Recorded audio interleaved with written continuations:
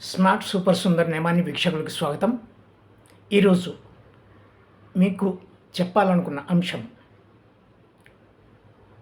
పాపం నిమిషప్రియ. నిమిషప్రియ అనే ఈ అమ్మాయి కేరళ పాలక్కాడ్కి చెందినటువంటి అమ్మాయి. 2008వ సంవత్సరంలో యెమెన్ దేశానికి ఒక నర్సుగా వెళ్ళింది. అంటే నర్సింగ్ విద్యార్థిని అన్నమాట. అప్పుడు చదువుకుని యెమెన్ అనేటువంటి దేశానికి వెళ్ళింది. యెమెన్ దేశంలో తను పనిచేసుకుంటూ ఒక క్లినిక్ని తెరవాలి అనేటువంటి ఆలోచన కలిగింది కొంతకాలానికి. ఆ తర్వాత ఒక యెమెన్ దేశస్థుడైనటువంటి మెహదీ అనేటువంటి వ్యక్తితోటి ఆమె ఇద్దరు కలిపి భాగస్వామిగా ఒక క్లినిక్ని ప్రారంభించారు. తర్వాత ఆమె 2015లోనూ ఒకసారి మళ్ళీ వాళ్ళు సొంత ఊరికి వచ్చారు. వచ్చినప్పుడు అతనితో కూడా రావడం జరిగింది. అయితే ఈ ఎవరైతే మహదీ యెమెన్ దేశస్థుడైన ఉన్నాడో ఆ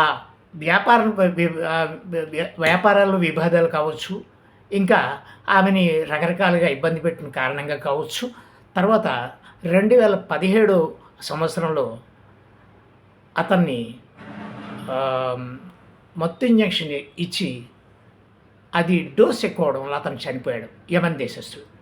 అతను వ్యాపార భాగస్వామి, ఈమె భాగస్వామి కాదు. ఆమె మత్తు ఎక్కువ అవడం వల్ల చనిపోయాడు కాబట్టి ఆమె స్నేహితురాలు ఇంకొక ఈమె కలిపి అతన్ని ముక్కలు ముక్కలుగా నరికి ఒక నీటి ట్యాంకులో అక్కడ పడేయడం జరిగింది.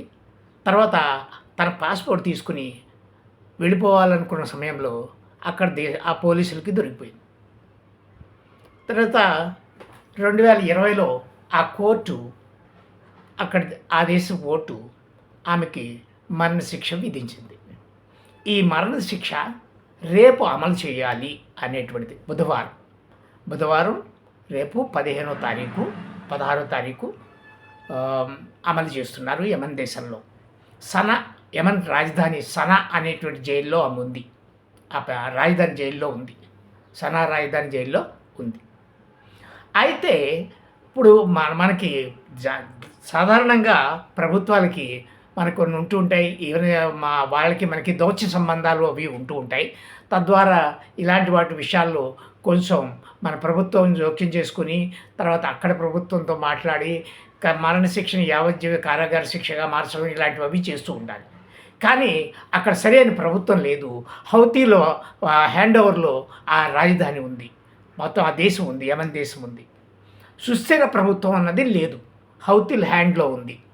కాబట్టి అక్కడ ఇప్పుడు దౌత్యపరంగా ఎంత ప్రయత్నాలు చేసినా జరిగే అవకాశం లేదు. ఎందుకంటే ప్రభుత్వం అనేది లేదు, అది ఒక తిరుగుబాటుదారుల చేతుల్లో ఉంది. వాళ్ళ పేరు హౌతీలు అన్నమాట.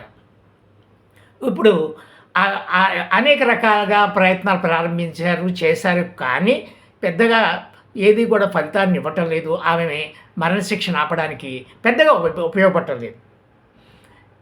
తర్వాత మత గురువు అయినటువంటి ఆయన కేరళకి సంబంధించి అతను కూడా అక్కడ వాళ్ళతోటి షేకులతోటి అది మాట్లాడడానికి అది ఎంతో ప్రయత్నం అది అలాగా చేస్తున్నారు అన్నమాట. ఇంకొకటి ఉంది, అదే బ్లడ్ మనీ అనేటువంటిది. అంటే ఎవరైతే వీళ్ళు చెప్పారో ఆ కుటుంబానికి సంబంధించిన వాళ్ళకి ఇంత అమౌంట్ అనేటువంటిది ఉంది.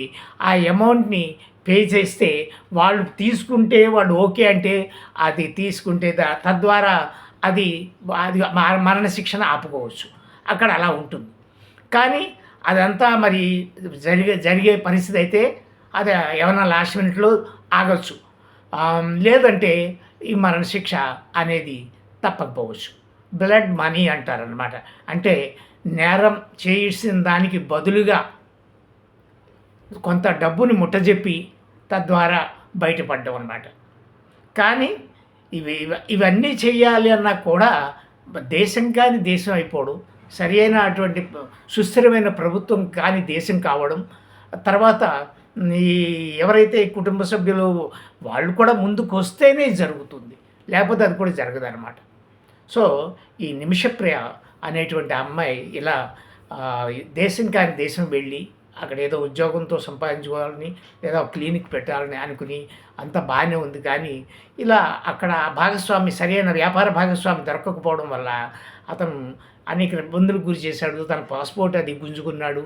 అందుకోసం ఏంటంటే ఆ పాస్‌పోర్ట్ తీసుకొని ఎలాగైనా బయటపడాలనుకుంది. కానీ అనుకోని పరిస్థితుల్లో అక్కడ చిక్కుకుపోయింది. తద్వారా రేపు ఉరిశిక్ష అమలు కాబోతుంది. ఎంత ప్రయత్నం ఇంకా మేబీ ఈ 10, 12 గంటల టైం ఉంటుంది. ఏం జరుగుతుందో వేచి చూడాలి. ఇదే ఈరోజు మీకు నేను చెప్పాలనుకున్న అంశం.